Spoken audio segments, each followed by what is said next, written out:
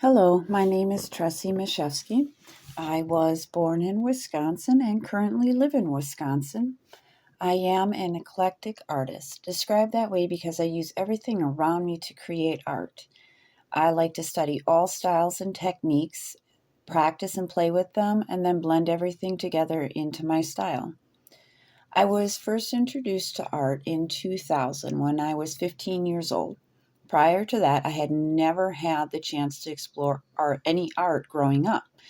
So my first experience was with acrylics in a school art class. I was told to pick a subject, sketch it out, and start painting. I ended up creating what I later found out had a flair for surrealism.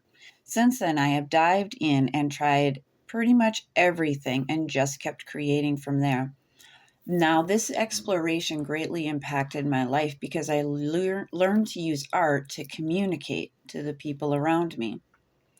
My upbringing doesn't necessarily influence what I do in art, although once in a while there is a piece of work reflecting a memory from my childhood.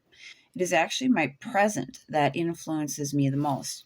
I am a full time caregiver for my disabled daughter and an advocate on behalf of anyone dealing with invisible illnesses or topics, and that includes myself. I used art at first just as this expressive way to get out the emotions and frustrations that I was carrying around, as well as a way to cope with the depression and loneliness that came with being a caregiver. Now, while I do create a variety of work, my primary focus is what I like to call narrative artwork, and that revolves around this topic. Now, this came about as I realized I could do a lot more with my art than just vent frustrations and tucking it away and hiding it in a closet or in a folder somewhere. I could use it to tell her story, to show the beautiful hidden moments behind that label of disability and show the world what the term invisible illness really means and how it affects a person internally.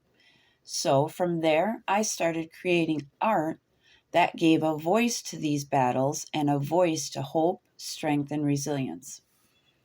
Now, my daughter is my main subject and definitely the biggest influence in all the work I do. It's now become a very creative collaboration between the both of us. Whether the image is a narrative art piece or simply a contemporary piece. What I hope people take away from what I do is a moment where they can see beyond the subject and read its story. Look at all the lines, the colors and textures, and feel that moment, that story, and see it retold in a visual image that is impactful. While words are an absolutely amazing way to express, sometimes I feel seeing a visual representation of a story or an emotion or a struggle or a strength can create a lifelong memory that stays with a person. And lastly, what advice would I give my younger self knowing all that I know now?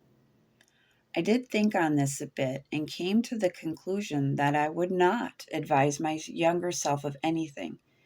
Everything I did, everything I created and felt and had to push through, all led me to the point I am now in my life, both personally and artistically.